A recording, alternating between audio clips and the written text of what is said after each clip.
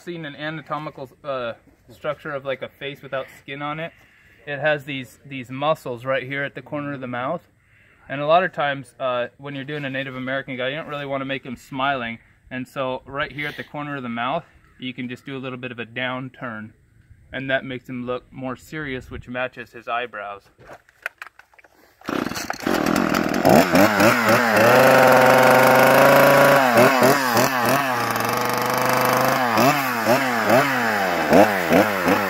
Now you notice I haven't cut in with the chin or the cheekbones or the eye guards or anything, because I'm still building my face, and then I want to bring these in where the dimensions of the face go ahead and match. If you leave a wider chin, that makes him look a bit more masculine. If you leave like a narrower chin, it makes him look a little bit more nefarious, kind of almost like Magua off Last of the Mohicans or something like that. And then something that's not typical of Native American culture but just looks good is a little bit of a cleft chin. That's actually a lot more European. But it just makes a face look a little more interesting if you give him a little bit of a butt chin, which is easy to do with just a little of the saw. So it's art. We're not doing taxidermy here. We have artistic license, and by gosh golly gee whiz willikers, if you have an artistic license, you better be using it.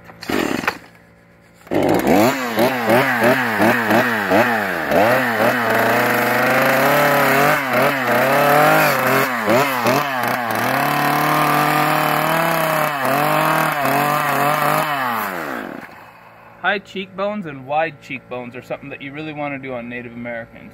You want to keep them high, you want to keep them wide.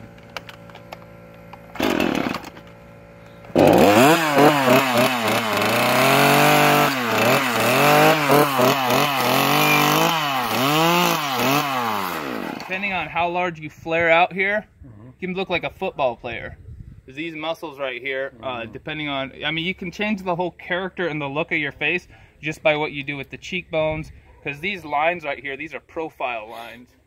And depending on how large and how developed that you want this, or that you want the chin, you can swing into like caricature mode if you accentuate the chin and you shrink the eyes in. But these are all just basic principles. Like I think Pablo Picasso said, first you must learn the rules before you're allowed to break them. Yeah. I'm going to teach you the rules, and then show you where you can break them.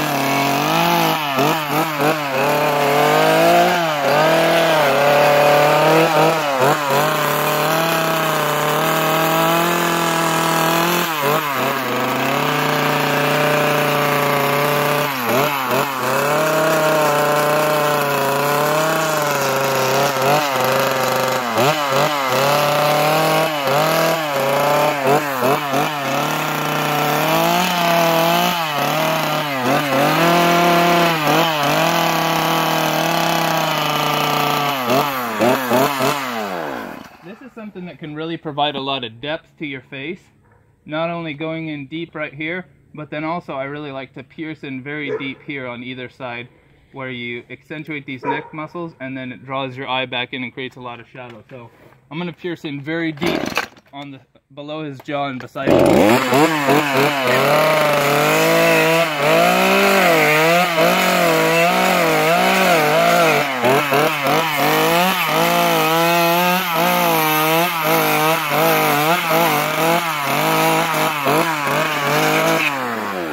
See how much more depth that provided on the sculpture? The other thing that you want to do is on this jawline here, it comes up and it connects right below the ear. So if you just feel your ears, then right below here it comes up and it makes a turn and connects. That happens with all animals. There's certain things that you find that if you learn it on one, it crosses over to all different animals, as your jawline needs to come up and connect right at the base of your ear. It happens on, you know, bears and even eagles underneath the feather line. You can sit there and do a swoop that comes up to wherever their ear is in there, and it's hard to say, oh, that's not where the ear is, but they do have ears. And then also another thing that can really punch your cheekbones out is this little divot right on the inside. That'll accentuate the muscle mass here, and then you want to think about this jawbone underneath there and leaving that strong.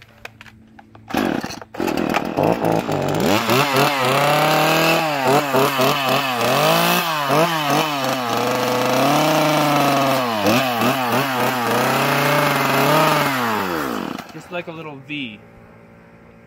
So you have it, the skin's going to be coming from there, it's going to be coming from there, and it's a little punch in. It makes him look like he has many winters on him, and he didn't get enough to eat when he was in his formative stages or something.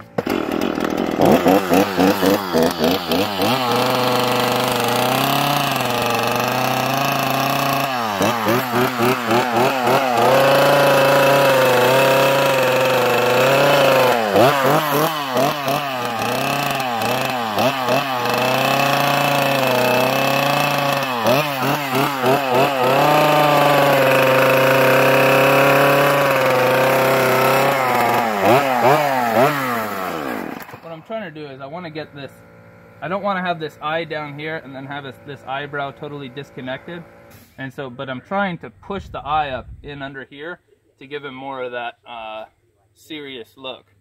And then also what you want to do is, did I have a carpenter pencil around here somewhere? Right behind you. So on an eye, when you look at it from the side, this is going to be your eyelid. And then this is the eyeball. So you got this eyeball like this is the eyelid, and then the bottom of the eyelid is right here.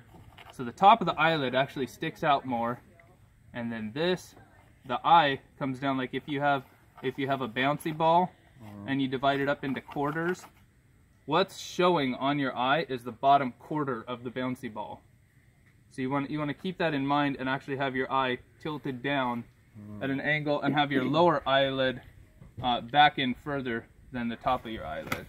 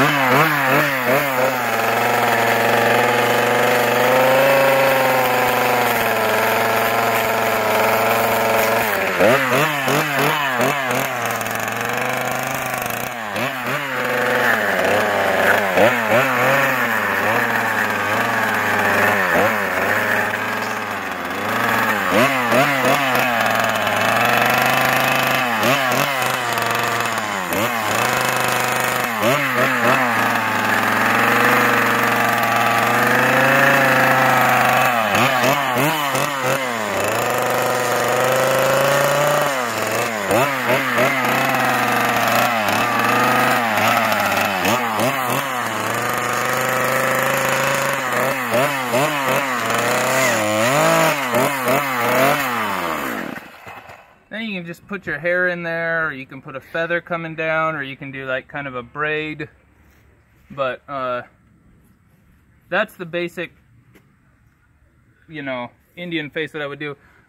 As far as carving an Adam's apple in here, a lot of guys they'll start with the Adam's apple, but what you want to do is you want to cut in these neck muscles here, and when you cut in those neck muscles, and then you do this dish right down here at the bottom, then that gives you the space to get your Adam's apple in. So don't think about carving the Adam's apple when you're doing the neck. Think about these muscles right here, and then think about pushing that dish in, and then you'll see the spot right there where you can put your Adam's apple in. And then sometimes I do a little bit of like some loose skin coming down off of here, just because they look really interesting when you get like an old guy's face with a bunch of wrinkles. It looks like there's a lot of character in there, and it's hard to do a good looking woman, but it's easy to carve a guy that looks like he's been worn. Looks like he was beat with a tube sock full of nickels. Hard life. Yeah. Thick Tilly. So what we had originally started with was how to carve an eye, and it's kind of hard to do an eye and show it with how small this is, but it seemed just wrong to give you an eye without giving you the face. So now that I gave you the face, we're going to go back in and we're going to just do an eye.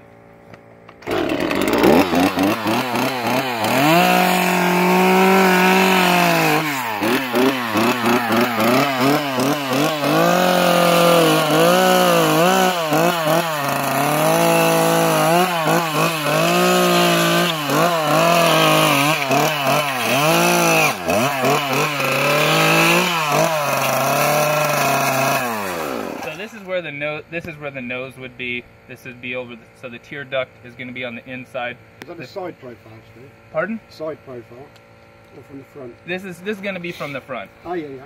But so what I'm going to do is I'm going to show you the most important thing that I start with is piercing in real deep here, almost like I did here, where it's going to scare you, because that gives you enough depth that you can work with on your eye. I don't want to see any more of these flat faces that we see all the time in this business. You want to give some depth to your face. A lot of that is about starting with the right block out and not being afraid to pierce deep where you need to pierce deep.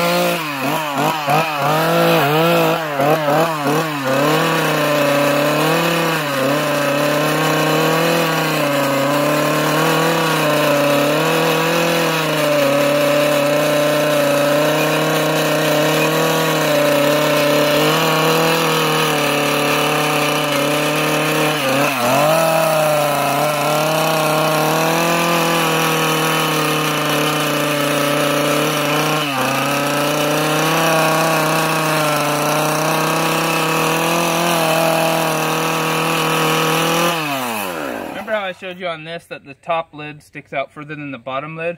What I'm trying to do is I'm trying to get in here deep enough that that the top lid and the bottom lid are going to be right about where they need to be.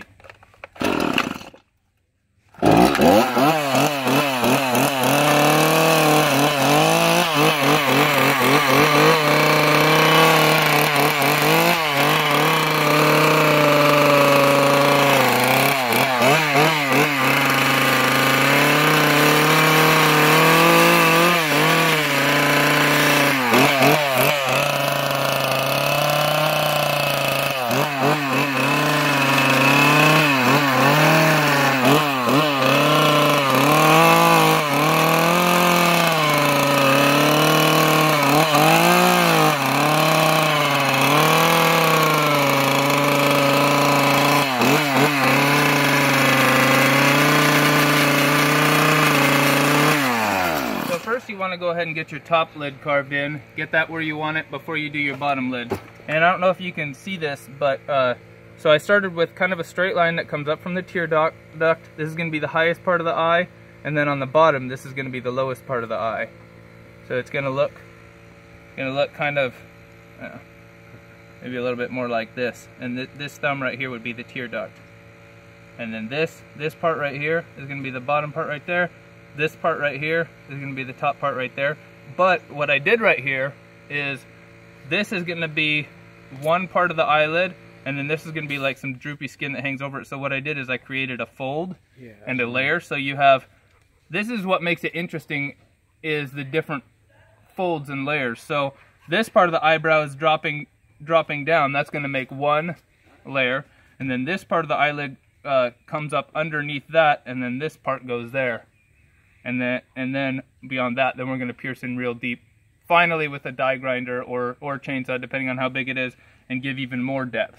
So that really draws it in, draws your eye into the eye.